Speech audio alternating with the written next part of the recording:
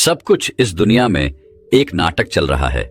सब सुख दुख केवल कुछ ही समय के लिए आते हैं और चले जाते हैं। इसलिए इन सुख दुखों को भुलाकर हमेशा परमानंद में स्थित कैसे रहना है, यही हम आज एक प्रसिद्ध भिक्षु की कहानी के माध्यम से जानेंगे। तो चलिए कहानी की शुरुआत करते हैं।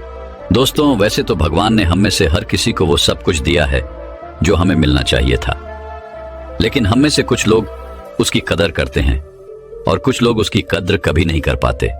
और कुछ तो ऐसे भी होते हैं कि उनके पास जो कुछ भी है वो उसका बखान करते थकते नहीं, यानी कि अपने मुंह से ही अपनी बढ़ाई करते कभी नहीं थकते। तो अगर आप भी उन्हीं में से एक है या फिर आपके मित्रों में से कोई एक ऐसा व्यक्ति है, तो दोस्तों आज की यह कहानी आपके लिए बहुत ही ज्यादा मजेदार होने वाली है। हालांकि थोड़ी सी लंबी जरूर होगी, लेकिन यकीनन आपको आपके सभी सवालों के जवाब जरूर मिलेंगे। बहुत समय पहले की बात है। एक राजा जिसके पास इतनी धन दौलत थी कि अगर वो हर रोज दान किया करता या फिर उसे बांटा करता तो भी उसकी दौलत कभी खत्म नहीं होती। एक बार उस राजा ने अपने जन्मदिन पर एक बहुत ही बड़ा महोत्सव रखा और सभी लोगों को उसमें आमंत्रित किया। राज्य के सभी लोग वहां पर आए हुए थे। जो लोग जो कुछ भी मांग रहे थे वो उन्हें दिया जा रहा था। लोग राजा की जय जयकार रहे थे, राजा की प्रशंसा हो रही थी। राज्य के सभी लोग कह रहे थे कि ऐसा राजा ना तो आज तक हुआ है और ना ही कभी होगा। यह सब सुन राजा भी मन ही मन बहुत खुश हो रहा था। वह फूले नहीं समा रहा था। तभी राजा ने अपने राज्य में आए हुए सभी लोगों से कहना शुरू कर दिया कि मेरे पास इतनी जमीन है कि मैं भी नहीं जानता और उसे कोई भी नाप नहीं सकता। मेरे पास एक ऐसा अभूतपूर्व है जिसमें कोई भी शत्रु कभी नहीं घुस सकता। मेरे पास इतनी धन और दौलत है कि अगर मैं उसे रोज लुटाना भी चाहूं तो वह कभी खत्म नहीं होगी, और मेरे बल के आगे कोई भी शत्रु अपने घुटने टेक देता है। राजा अपने बखान में लगा हुआ था।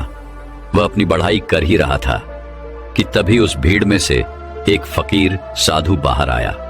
उस साधु ने राजा से कहा, है राजन, तुम्हारे पास कुछ भी नहीं है, फिर तुम भला इतनी अपनी बढ़ाई क्यों कर रहे हो? मुझे तो लग रहा था कि मैं ही गरीब हूं, लेकिन तुम तो मुझसे भी ज्यादा गरीब निकले। इतने लोगों के सामने जब फकीर ने राजा से यह सब कहा तो राजा को क्रोध आ गया। राजा ने तुरंत ही उस फकीर को कारागार में डाल दिया। अगले दिन उस फकीर साधु को राज्यसभा में बुलाया गया और उस फकीर से राजा ने कहा, अब कहो तुम क्या कहना चाहते हो? इस पर वह फकीर साधु कहते हैं कि मुझे लगता था कि तुम्हारे पास धन दौलत ही नहीं है, लेकिन अब मुझे यह भी यकीन हो गया है कि तुम्हारे पास रत्ती भर दिमाग भी नहीं है। इस पर वह राजा और भी ज्यादा क्रोधित हो गया और उसने उस फकीर से कहा कि तुम हमारा अपमान कर रहे हो। हम चाहें तो तुम्हें अभी के अभी तुम्हें हम मृत्यु दंड दे सकते हैं। इस पर वह फकीर मुस्कुराने लगे और राजन से कहा, है राजन, किसी को कुछ देने के लिए हमारे पास भी कुछ होना चाहिए, लेकिन तुम्हारे पास तो कुछ भी नहीं है, तो फिर तुम भला मुझे क्या दे सकते हो? फकीर की इस बात पर राजा को और भी ज्यादा क्रोध आ गया। राजा ने कहा, अगर मेरे पास कुछ नहीं है तो फिर बताओ तुम्हारे पास क्या है? तुम मुझे क्या दे सकते हो? इस पर वह फकीर मुस्कुराने लगा और कहा, है राजन, मेरे पास जो कुछ भी है वह तुम्हें दिखाई नहीं देगा, और जो तुम्हें दिखाई दे रहा है ऐसा मेरे पास कुछ नहीं है। इस पर वह राजन कहता है कि है फकीर, मैं समझ गया कि तुम्हारी दिक्कत क्या है। तुम्हारे पास कुछ भी नहीं है और तुम चाहते हो कि तुम्हारे पास धन हो, दौलत हो। तुम गरीब हो इसलिए तुम अमीर होना चाहते हो। तो ठीक है, तुम अपने घर चले जाओ और अब इसकी चिंता करना बिल्कुल छोड़ दो। राजा की इस बात को सुनने के बाद वह फकीर एक बार फिर मुस्कुराने लगा और मुस्कुराते मुस्कुराते वह अपने घर की ओर चल पड़ा। वह फकीर एक टूटी फूटी झोपड़ी में रहा करता था। जब तक वह फकीर अपनी उस झोपड़ी में पहुंचा तब तक राजा ने उस झोपड़ी में हीरे जवाहरात से भरे हुए कुछ थैले उस झोपड़ी में रखवा दिए। राजा मन ही मन यह सोच रहा था कि जैसे ही वह फकीर इतना धन देखेगा तो वह खुशी के मारे पागल हो जाएगा, और यह सब मैं अपनी आंखों से देखना चाहता हूं। इसीलिए राजा झोपड़ी के पास में ही छुपकर यह सब देखने लगा। कुछ देर बाद जब वह फकीर अपनी झोपड़ी में आया तो उसने देखा कि हर तरफ हीरे ही हीरे फैले हुए थे। और उसके सोने के लिए भी कहीं पर जगह नहीं थी। इस पर उस फकीर ने उन थैलों को निकालकर अपनी झोपड़ी से बाहर फेंक दिया और अपने सोने के लिए जगह बनाई। उसमें से एक थैला जो बच गया था उसे अपने सर के यहां पर रखा और फिर उसी पर सो गया। राजा ये सब देखकर बड़ा ही आश्चर्यचकित था कि भला ये फकीर कहीं पागल तो नहीं है। इतने सारे धन के थैले रखे हुए थे, उसमें से उसने एक भी नहीं देखा। सारे के सारे थैले उठाकर उसने फेंक दिए, मानो वह धन की थैलियां हो ही ना, किसी ने कचरे की थैलियां वहां पर रख दी हों। ये सब राजा सोच ही रहा था कि तभी राजा के मन में एक और विचार आया। उसने सोचा कि लगता है फकीर कारगार में रहकर थक चुका था, उसे नींद आ रही थी, जिस वजह से उसने यह सारी थैलियां उठाकर बाहर फेंक दी।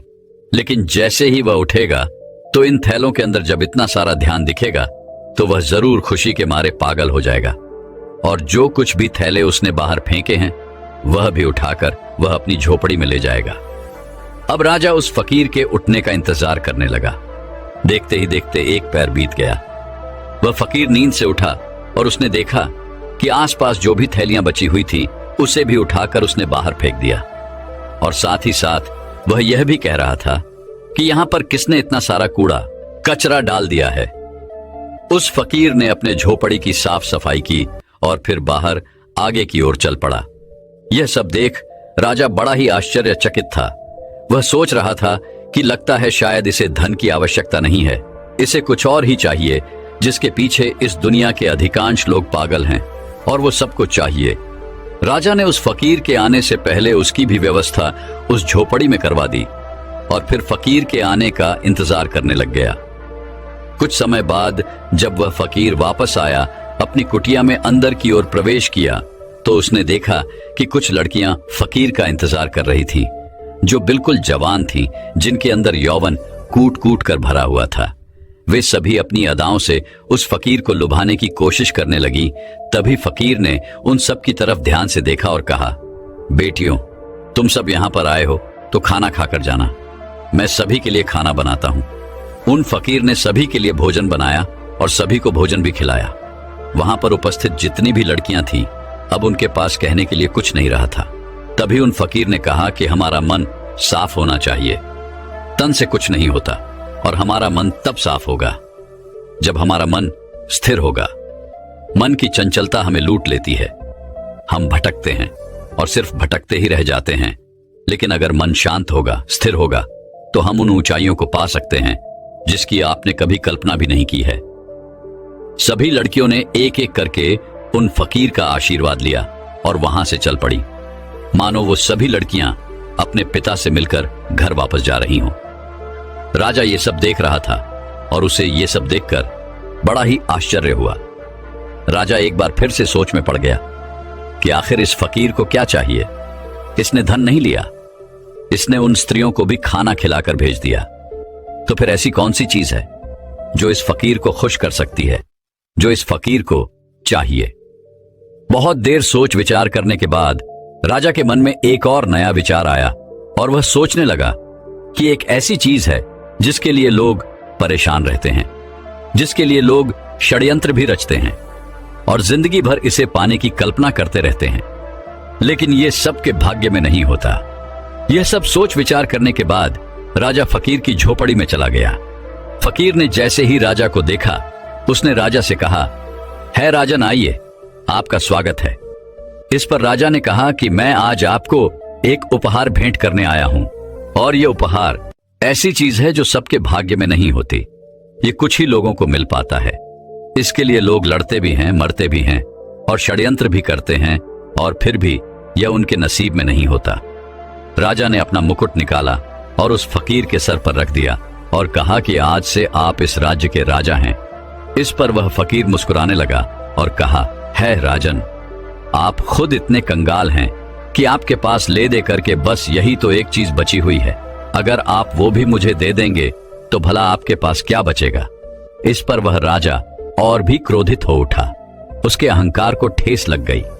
राजा ने क्रोधित होकर कहा, तुम एकदम मूर्ख हो, तुम्हारे पास खुद तो कुछ है नहीं और मैं तुम्हें देने की कोशिश कर रहा हूं तो वो भी तुम नहीं ले रहे हो और मुझे कंगाल बता रहे हो। मैंने तुम्हें सुख देने की इतनी सारी कोशिशें की, लेकिन सारी की सारी नाकाम रही। अब मुझे समझ में आ गया है कि तुम इसी कंगाली में जीना चाहते हो, तुम्हें यही कंगाली पसंद है। राजा के मुख से यह शब्द सुनते ही वह फकीर जोर से हंस पड़ा और कहा, जिसे तुम परम सुख बता रहे हो वो परम सुख नहीं बल्कि परम दुख है। तुम बता रहे हो कि तुम्हारे पास इतनी जमीन है कि कोई नाप नहीं सकता, इतना पैसा है कि अगर तुम बांटते रहो तो भी ये कभी खत्म नहीं होने वाला, और तुम ये भी कहते हो कि तुम्हारे बल के आगे शत्रु अपनी हार मान लेते हैं, अपने घुटने एक देते हैं। लेकिन राजन, तुम यह भूल चुके हो कि यह कभी किसी का नहीं हुआ, यह तुम्हारा भी नहीं होगा। आज तुम्हारे पास है तो ये कल किसी और का होगा, और उसके बाद किसी और का। यही प्रक्रिया निरंतर चलती रहेगी। इसीलिए मैं तुम्हें कंगाल बता रहा हूं।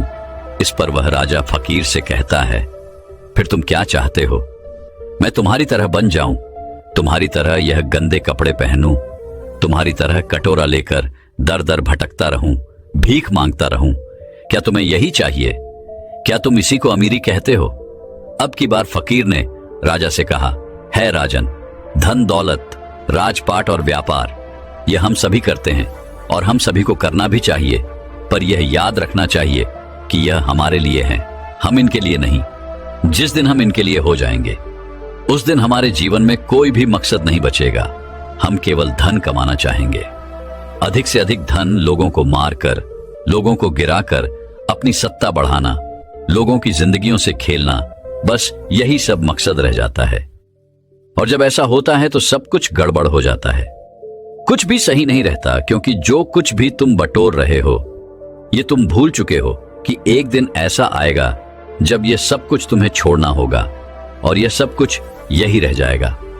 और उस दिन तुम्हें यह एहसास भी होगा कि जो कुछ भी तुमने कमाया था वो तुम्हारे किसी काम का नहीं, और फिर तुम अपने आप को गरीब ही महसूस करोगे। इस दुनिया में हर एक चीज हम मनुष्यों के उपयोग के लिए बनाई गई थी, लेकिन जैसे जैसे हम उन चीजों का उपयोग करने लग जाते हैं हमारे मन में एक भ्रम सा पैदा हो जाता है कि ये सारी चीजें हमारी हैं, और हम इसके मालिक बनने की कोशिश करने लग जाते हैं, और हमें ऐसा लगने लगता है कि हमारे पास ही सब कुछ है, और हम अपने बड़े बड़े बखान भी करते हैं। और ऐसे भ्रम पालना अच्छी बात नहीं, जैसे कि तुम्हें हो गया है राजन। फकीर की इन बातों को सुनने के बाद राजा उन फकीर से कहता है कि ऐसी बातें तो कोई दरिद्र फकीर ही कह सकता है, क्योंकि उसके पास तो कुछ भी नहीं है। वो गरीब है और गरीबी में ही जिएगा और गरीबी में ही अपनी अंतिम सांसें लेगा। राजा की इस बात को सुनते ही वह फकीर एक बार फिर से जोर से हंस पड़ा और कहा, है राजन, तुम्हारे पिताजी इस समय मृत्युशैया पर लेटे हुए हैं, जाओ और उनसे पूछो कि उन्होंने अब तक क्या कमाया है। उस फकीर की बात को सुनने के बाद वो राजा तुरंत ही अपने महल लौट गया और अपने पिता के पास गया। वहां उसने देखा कि उनके पिता की तबीयत काफी ज्यादा खराब हो चुकी थी।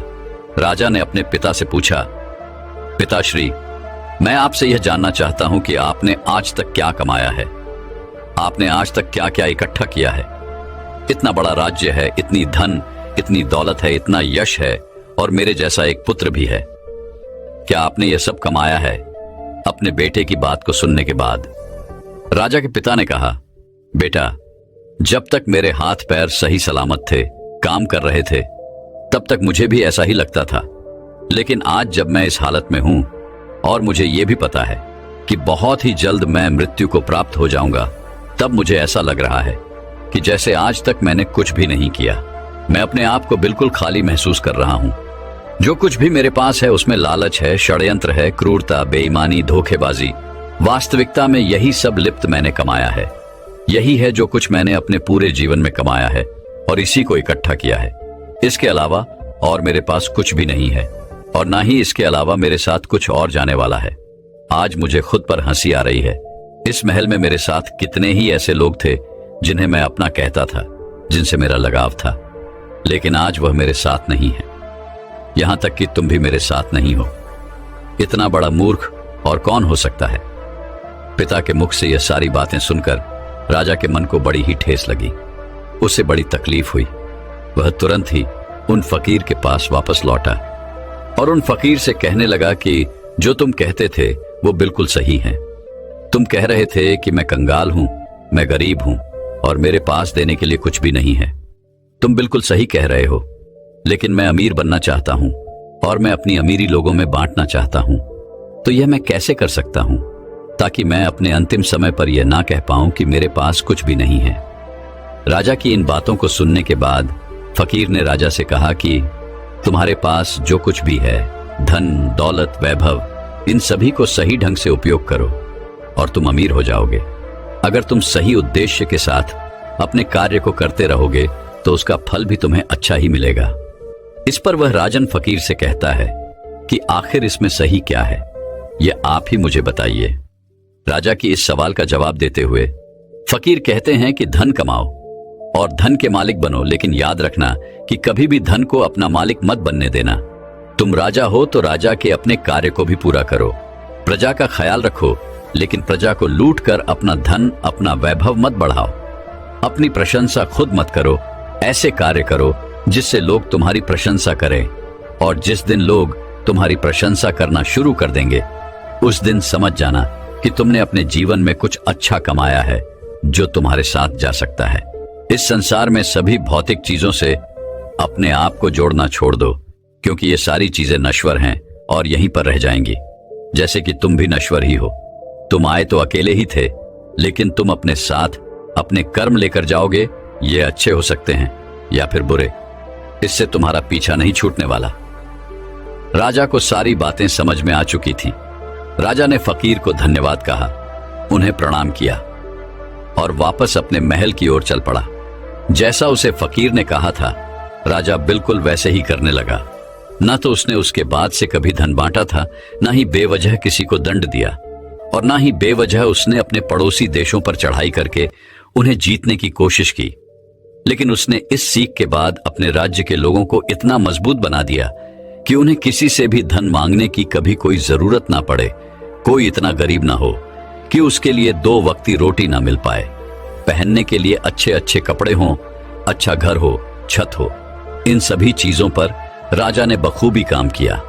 2 राज्य के युद्ध के बीच में सिपाहियों की बेवजह जान जाया करती थी, इसलिए राजा ने युद्ध करना भी बंद कर दिया।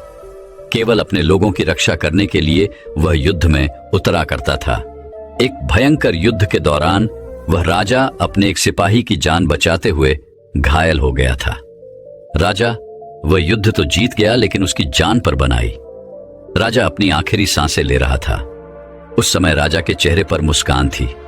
वह जोर से हंसा और कहने लगा, है फकीर, तेरा धन्यवाद कि मेरे लिए लोग इतना आंसू बहा रहे हैं, मेरी प्रशंसा कर रहे हैं और मेरी फिक्र भी कर रहे हैं। मैंने इतना कुछ कमा लिया है कि लगता है मैंने कुछ नहीं कमाया। मैं खाली हाथ आया था और खाली हाथ ही जा रहा हूं। ना मेरे पास कुछ अच्छा है और ना ही कुछ बुरा। तभी अचानक वह फकीर राजा के पास आया और राजा से कहने लगा, अरे इतनी क्या जल्दी है, अभी तो तुम्हें और शासन करना है। उस फकीर ने अपनी पोटली से एक औषधि निकाली और राजा को पिला दी। देखते ही देखते वह राजा बहुत ही जल्दी फिर से स्वस्थ हो गया, और जैसे ही वह पूरी तरह से स्वस्थ हुआ, वह वापस उस फकीर से मिलने उसी झोपड़ी में चला गया। लेकिन जब वो वहां गया तो बिल्कुल भी हैरान रह गया, क्योंकि वहां पर कोई फकीर नहीं था। वह फकीर कहां गया, ये किसी को नहीं पता। दोस्तों, कुछ इसी प्रकार हम अपना जीवन सिर्फ धन कमाने में लगा देते हैं। जीवन भर हम उस धन को कमाते हैं जो धन हमारे किसी काम का नहीं। हम ऐसी ही चीजें इकट्ठा करते रहते हैं, और आखिर में अंतिम समय आने पर हमें यह एहसास होता है कि हमने सब कुछ कमाकर भी कुछ नहीं कमाया, और हमारे साथ सिर्फ हमारे कर्म ही रह जाते हैं। तो दोस्तों, चलिए अब अपनी नींद को पूरी तरह से योग निद्रा के माध्यम से ध्यान में कैसे परिवर्तित करना है, और ब्रह्मचर्य में सुबह जल्दी उठने की आदत कैसे लगानी है, इस विषय पर अगली कहानी की शुरुआत करते हैं। दोस्तों, कहते हैं जिन लोगों की नींद मृत्यु के समान शांत और स्थिर हो जाए, उन लोगों का हर सुबह एक नया जन्म होता है। इसका अर्थ यह हुआ कि जिस प्रकार ऋतु के समय हमारी सांसें एकदम से थम सी जाती है, उसी प्रकार नींद में अगर हमारी सांसें इतनी धीमी रफ्तार से चलेंगी जिसका किसी को पता ना चले कि हम सांसें ले रहे हैं या नहीं, तो यह समझ जाइएगा कि आप योग निद्रा में हैं। योग निद्रा का अर्थ यह हुआ कि आपकी नींद ही आपके लिए ध्यान बन चुकी है, और यदि एक बार आप योग निद्रा में पहुंच गए तो आपको ब्रह्म मुहूर्त में जागृत होने का प्रयास कभी नहीं करना पड़ेगा, क्योंकि एक साधारण व्यक्ति की नींद 8 घंटों की होती है और वहीं पर जो व्यक्ति योग निद्रा में होता है उसकी नींद केवल 4 से 5 घंटों की ही होती है। इसी कारण यदि आप योग निद्रा में होंगे तो आपका अपना शरीर ब्रह्म मुहूर्त में बिस्तर छोड़ देगा। यदि आप भी अपनी नींद को योग निद्रा की नींद बनाना चाहते हैं, अपने आप को ब्रह्म मुहूर्त में उठाना चाहते हैं, तो इसके लिए आपको एक बात समझनी बहुत जरूरी है, और वह यह है कि अपने शरीर के साथ जबरदस्ती हमें नहीं करनी चाहिए। अगर आप जबरदस्ती करके किसी तरह से तरह तरह के उपकरणों का इस्तेमाल करके यदि आप ब्रह्म मुहूर्त में उठ भी जाते हैं तो आपकी नींद पूरी नहीं होगी। आपका शरीर थका हुआ होगा और आपका ध्यान भी पूरी तरह नहीं लग पाएगा। इसलिए यदि आप किसी तरह से ब्रह्म मुहूर्त में जबरदस्ती उठ भी जाते हैं तो आप ब्रह्म मुहूर्त की उस समय का, उस ऊर्जा का भरपूर उपयोग नहीं कर पाएंगे। और वहीं पर यदि आपकी आंखें खुद ब खुद ब्रह्म मुहूर्त के समय पर खुल जाती हैं तो आप सुबह के ध्यान में गहरे उतर सकते हैं, ब्रह्म मुहूर्त की उस ऊर्जा का भरपूर उपयोग कर सकते हैं। लेकिन वहीं पर यदि हम जबरदस्ती करके किसी तरह से ब्रह्म मुहूर्त में उठ भी जाते हैं तो इसका अर्थ यह है कि हमने अपने शरीर को तनाव दिया है, जबरदस्ती हमने उसे उठाया है, जिस कारण हमारा पूरा दिन तनाव में ही बीतेगा।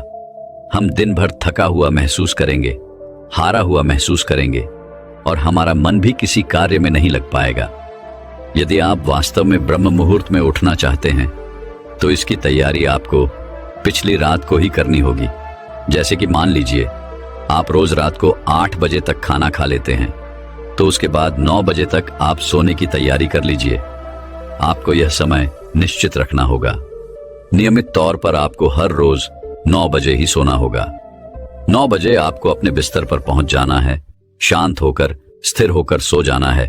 और एक बात और याद है, जब आप इस अवस्था में होंगे तब आपके मन में किसी प्रकार के कोई विचार नहीं होने चाहिए, जैसे कि आज मैंने यह काम नहीं किया, आज मैंने वह काम नहीं किया। यदि मैंने इस कार्य को आज कर लिया होता तो कल मेरे ऊपर इतना दबाव ना होता। आपके दिन भर के सारे काम दिन भर में छूट जाने चाहिए। यदि आप व्यापार करते हैं तो आपके व्यापार के सारे काम वहीं रह जाने चाहिए। इस स्थिति के दौरान आपके मन में ऐसे कोई विचार नहीं होने चाहिए जिससे आप और आपकी नींद पर प्रभाव पड़े, फिर चाहे वह कार्य आपके लिए कितना भी जरूरी क्यों ना हो, फिर चाहे वह विचार ही आपके लिए कितना भी जरूरी क्यों ना हो, क्योंकि एक अच्छी नींद देना अति आवश्यक होता है, जिससे हमारा शरीर ऊर्जावान बना रहता है, ताकतवर बना रहता है। गहरी नींद के मुकाबले और कोई काम जरूरी नहीं होता, क्योंकि अत्यधिक धनी से धनी लोग भी धन तो बड़ी सरलता से कमा लेते हैं, लेकिन वह उसे अपने लिए रातों की नींद नहीं खरीद सकते। और यदि मान लीजिए आपने 9 बजे का समय तय कर लिया है, क्या आपको ठीक इसी समय पर सोना है, तो इसके लिए आपको करीबन 2 घंटे पहले से ही इसकी तैयारी शुरू कर देनी चाहिए। यदि आप ऐसा सोचते हैं कि मैंने 9 बजे ही भोजन कर लिया और 9 बजे ही मैं बिस्तर पर चला जाता हूं और उसके बाद मुझे गहरी नींद आ जाएगी, तो यह आपका वहम है। क्योंकि यदि आप सच कुछ योग निद्रा का आनंद लेना चाहते हैं, इसे अपने जीवन में उतारना चाहते हैं, तो आपको करीबन 2 घंटे पहले से इसकी तैयारियां शुरू कर देनी चाहिए। इसके लिए आप जितना जल्दी भोजन कर लेंगे उतना अच्छा है। मान लीजिए कि आप 9 बजे सोना चाहते हैं तो आप करीबन 7 बजे भोजन कर लें, जिससे आपको आपके खाने को पचाने के लिए थोड़ा समय मिल पाएगा। लेकिन क्या आपने कभी यह देखा है कि जैसे ही हम खाना खाते हैं उसके कुछ देर बाद ही हमें नींद आने लगती है? ऐसा इसलिए होता है क्योंकि हमारा शरीर उस खाने को पचाने के लिए अपनी पूरी ऊर्जा लगाने के लिए तैयार हो जाता है, और ऐसे समय पर हम थकावट महसूस करते हैं और हमें नींद आने लगती है। और ऐसे समय पर हमारे शरीर को अत्यधिक आराम की आवश्यकता भी होती है, और जब हम सो जाते हैं तो नींद में हमारा शरीर यूं ही काम करता रहता है। वह उस खाने को पचाने में जुटा रहता है जो हम सोने से पहले खाकर सोए होते हैं। इसीलिए आप रात्रि का भोजन जितनी जल्दी कर लेंगे उतनी ही जल्दी आपका भोजन पच जाएगा और आप एक गहरी नींद ले सकेंगे।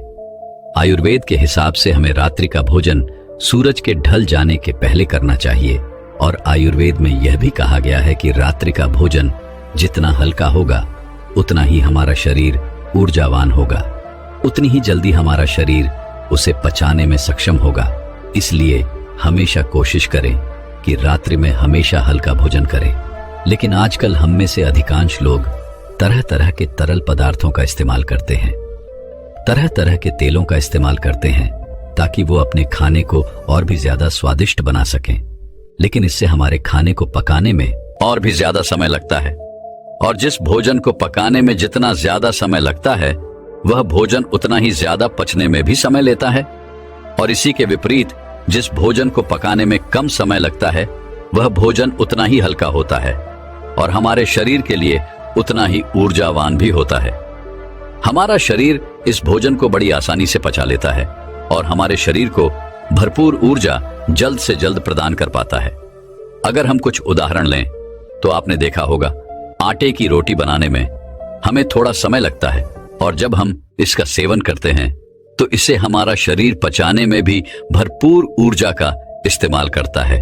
वहीं पर यदि चावल की बात की जाए तो इसे पकाने में कम समय लगता है और ये बहुत हल्का भी होता है, और इसे पचाने में हमारे शरीर को मेहनत भी बहुत कम करनी पड़ती है, जिससे हमारे शरीर की ऊर्जा बहुत कम खपत होती है। इसी प्रकार खिचड़ी, चावल, उबली हुई सब्जियां, ये सब हल्के खाने में आते हैं, और वहीं पर रोटी, घी, तेल इत्यादि ये सारे भारी खाने में आते हैं, जिन्हें पचाने में हमारे शरीर को अत्यधिक ऊर्जा लगानी पड़ती है और हमारे शरीर को इसे पचाने में अत्यधिक समय भी लग जाता है। और आप लोगों ने यह भी देखा होगा कि जब हम में से अधिकांश लोग भारी भोजन करते हैं तो उन्हें नींद बहुत देर तक आती है, अर्थात वो बहुत देर तक सोते रह जाते हैं, क्योंकि इसे पचाने में अत्यधिक समय लगता है, अत्यधिक ऊर्जा नष्ट होती है।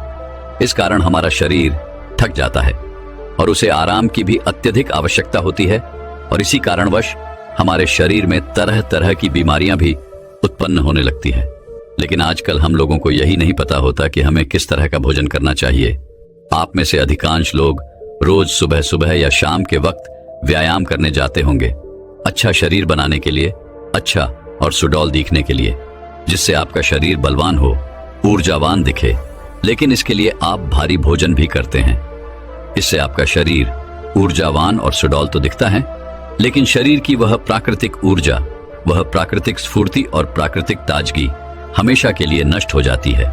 इसलिए कहा जाता है कि शरीर का बलवान होने से ज्यादा मजेदार है मन का आनंदित होना। यह बात बिल्कुल सच है कि हर एक मनुष्य को व्यायाम करना चाहिए, जिससे उसका शरीर स्वस्थ और सुडौल बना रहता है, रोग मुक्त रहता है। लेकिन हमें उतना ही व्यायाम करना चाहिए जिससे कि हमारा शरीर थके ना, और हमारे शरीर को कम से कम आहार की जरूरत पड़े, जिससे हमारा शरीर प्राकृतिक तौर पर ऊर्जावान बना रहता है। आपने खुद इस चीज का अनुभव किया होगा जब आप में से अधिकांश लोग व्यायाम करते होंगे, और जब आप किसी दिन जरूरत से ज्यादा या फिर यूं कहें कि कुछ कठिन व्यायाम कर लेते हैं तो आपका शरीर अत्यधिक थक जाता है और आपकी नींद की अवधि भी बढ़ जाती है। इसी कारणवश हमारे शरीर को ज्यादा आराम की जरूरत पड़ जाती है और हम इस पर ध्यान नहीं दे पाते। इसीलिए जब अगले दिन हम उठते हैं तो हमारा शरीर थका हुआ महसूस होता है, हमारे शरीर के अंदर हमें ऊर्जा कम महसूस होती है।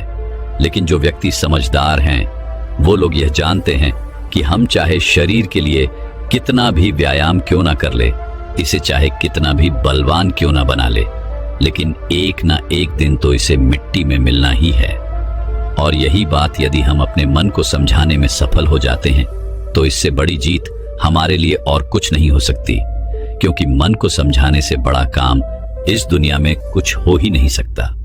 जो व्यक्ति अपने मन पर काबू पा लेते हैं उसे समझाने में कामयाब हो जाते हैं। समझ लीजिए कि उन्होंने अपने जीवन पर विजय प्राप्त कर ली, उन्होंने अपने आप पर विजय प्राप्त कर ली, क्योंकि हमारा मन ही हमें भटकाता है, हमारा मन ही हमें लुभाता रहता है, हमारा मन ही दूसरों को प्रभावित करने में लगा रहता है। जैसे कि हम में से अधिकांश लोग व्यायाम इसलिए करते हैं ताकि उनका शरीर सुडौल और बलवान दिखे और वह लोगों को प्रभावित कर सके। जैसा कि आजकल हम सभी तरह तरह के विज्ञापनों में देखते रहते हैं, उसे देखकर हमारा मन भी उसी तरह काम करने लग जाता है। क्योंकि हमने हमेशा से तरह तरह के कलाकारों को देखा है जो अपने शरीर को सुडौल और आकर्षक बना लेते हैं। हमारा मन भी उसी पर काम करता है। हमारे मन को भी वही चाहिए।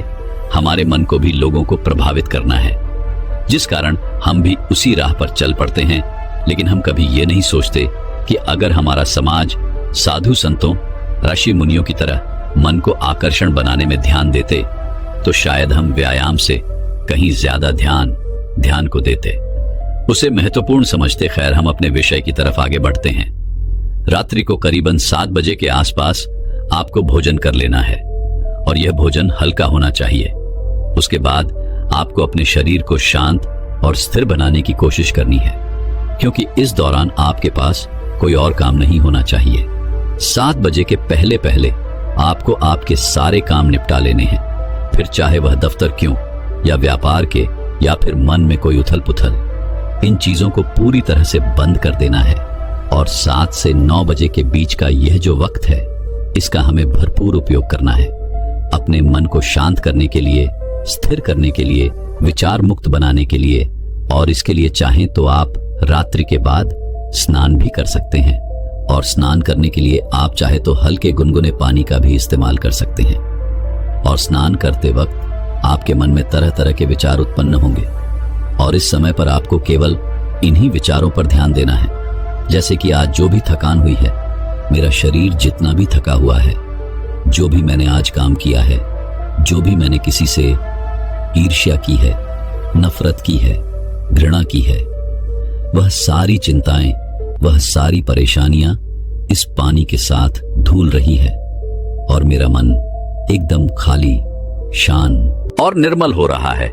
यदि आप ऐसा भाव स्नान करते वक्त मन में रखते हैं तो आपका मन शांत होने लगेगा और आप अपने आप को स्थिर करने में भी धीरे धीरे कामयाब हो ही जाएंगे। जब आप रोज रोज एक ही अभ्यास लगातार करते रहेंगे तो इसका परिणाम भी आपको उतना ही जल्दी मिलेगा। और स्नान करने के बाद कोशिश कीजिए कि आपका ध्यान किसी और पर ना जाए। एकदम शांत रहिए। जो भी आपने आज किया है, जो भी वस्तुएं आपने देखी हैं, सोची हैं, सुनी हैं, उन्हें वहीं पर छोड़ दीजिए, क्योंकि वह सारी चीजें आपको अगले दिन फिर वहीं पर मिल जाएंगी। और उसके बाद अपने कक्ष की ओर आगे बढ़े। अपने कक्ष में जो भी सुगंध आपको पसंद हो उसका इस्तेमाल करें। हो सकता है या कोई धूप बत्ती हो या फिर कोई परफ्यूम, आप इसका इस्तेमाल कर सकते हैं। उसके बाद अपने कमरे की रोशनी को धीमा कर दीजिए और मन को शांत करने के लिए, स्थिर करने के लिए कोई शांत संगीत लगाकर उसे ध्यानपूर्वक सुन सकते हैं। और उसके बाद आप बिस्तर पर लेट जाइए और किसी प्रकार के उपकरणों का इस्तेमाल ना करें। बस सोते वक्त अपने मन में अपने आप से कहिए कि मुझे ब्रह्म मुहूर्त में उठना है, और इसे आपको बड़े ही ध्यानपूर्वक कहना है।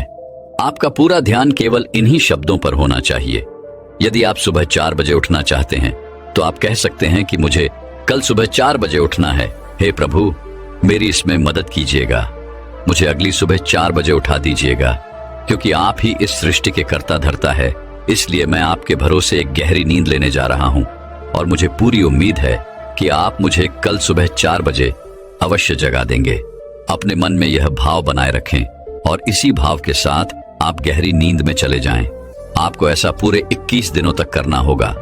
उसके बाद आप खुद ही एहसास कर पाएंगे कि जब आप नींद में थे तब भी आपको आपके आसपास क्या हो रहा है।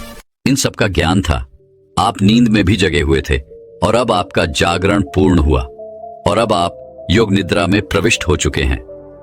आप यह भी एहसास कर पाएंगे कि जिस नींद को पूरा होने में 8 से 10 घंटे लगा करते थे, और उसके बाद भी जब हम अगली सुबह उठते हैं तो हमारा शरीर थका हुआ और बीमार सा महसूस होता था, अब वही नींद केवल 4 से 5 घंटों के अंदर पूर्ण हो जा रही है।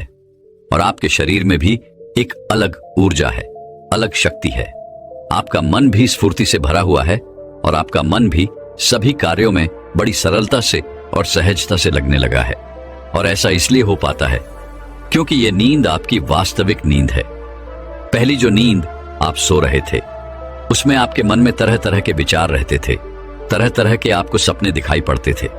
आपका मन, आपका मस्तिष्क पूरी रात्रि भर काम करता रहता था। आपका शरीर आपके भोजन को पचाने के लिए कार्य करता रहता था। जिससे आपकी ऊर्जा नष्ट होती रहती थी। इसी कारणवश जब आप उस नींद से उठते थे तब भी आपका शरीर उसी प्रकार थका हुआ, हारा हुआ और कमजोर दिखाई पड़ता था। लेकिन जब आप इस प्रक्रिया का इस्तेमाल करेंगे तो उसके बाद ना तो आपके मन में कोई विचार होंगे, ना ही आपका शरीर थका हुआ होगा और ना ही आपके शरीर को किसी प्रकार के किसी क्रिया को करने की कोई आवश्यकता पड़ेगी। आपका मन, आपका दिमाग पूरी तरह से शांत होगा और जब आप अगली सुबह उठेंगे तो आपका शरीर पूरी तरह से ऊर्जावान बना रहेगा। आप किसी भी कार्य को पूरे मन और लगन के साथ पूरा करेंगे। ना ही आपको आलस्य आएगा और ना ही आप थकेंगे और ना ही आपको पूरे दिन पर किसी प्रकार का कोई तनाव महसूस होगा। आपका पूरा दिन तरोताजी से भरा हुआ रहेगा। आपके लिए एक नए दिन की शुरुआत होगी। आप हर काम में आनंद लेंगे। योग निद्रा में पहुंचने के बाद आपका ध्यान करना भी अत्यधिक सरल हो जाता है। आप बहुत जल्दी ही गहरे ध्यान में उतर जाते हैं। रात को योग निद्रा लेने के बाद ब्रह्म मुहूर्त में किया गया ध्यान सबसे लाभकारी होता है। इसलिए जब भी आप योग निद्रा से उठें तो कोशिश कीजिएगा कि कम से कम 1 घंटा आप ध्यान के लिए अवश्य निकालें।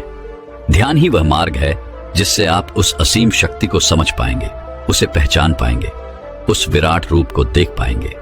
आप उसे देख पाएंगे जो इस कण कण में बसा हुआ है। आप वह सब कुछ देख पाएंगे, समझ पाएंगे जो आज तक इन शास्त्रों में लिखा गया है। इन शास्त्रों का निचोड़ अब आपको ज्ञात हो जाएगा, जो आज तक यह आर्ष मुनि हमें सिखाते रहे हैं, जिस पर पूरा अध्यात्म टिका हुआ है। हमारे शास्त्र, वेद और ज्ञान ये सब कोई पढ़ने या रटने की चीजें नहीं है। ये तो अनुभव है। इसका हमें अनुभव ही करना चाहिए। यदि आप इसे रटने का प्रयास करते हैं तो आप कुछ नहीं हासिल कर सकते। इसका आपके जीवन पर कुछ असर नहीं होगा। ये ज्ञान केवल आपके मस्तिष्क के ऊपरी भाग और मन के ऊपरी भाग पर ही रहेगा। यह कभी आपके मन को प्रभावित नहीं कर सकेगा, जिस कारण यह हमारे मन में एक तनाव पैदा करेगा, जिससे हमारे जीवन में भी तनाव उत्पन्न होने लगेगा। लेकिन यदि आप इन चीजों का अनुभव करते हैं तो यही ज्ञान, यही वेद, यही शास्त्र आपके लिए आनंद का कार्य करेंगे। आपको हर जगह आनंद की अनुभूति होगी। आप केवल हर जगह वास्तविकता को देख पाएंगे, सत्य को समझ पाएंगे, सत्य को जान पाएंगे और आपका जीवन भी सरल और सूक्ष्म होने लगेगा। दोस्तों, मैं उम्मीद करता हूं कि यह कहानी सुनने से आपके जीवन में अच्छे बदलाव आए होंगे। आपको इस वीडियो से क्या सीखने मिला ये कमेंट करके जरूर बताएं और अपने परिवार, दोस्तों या आपके करीबी इंसान के साथ ये कहानी शेयर करके उन्हें भी इस ज्ञान से परिचित करवाएं। बाकी अगर आपको यह वीडियो दिल से अच्छी लगी हो तभी इस वीडियो को लाइक कर देना और आपने अब तक इस चैनल को सब्सक्राइब न किया हो तो चैनल को सब्सक्राइब भी जरूर कर देना। आपका हर दिन शुभ हो और खुशियों से आपका जीवन भरा रहे। धन्यवाद। नमो बुद्ध।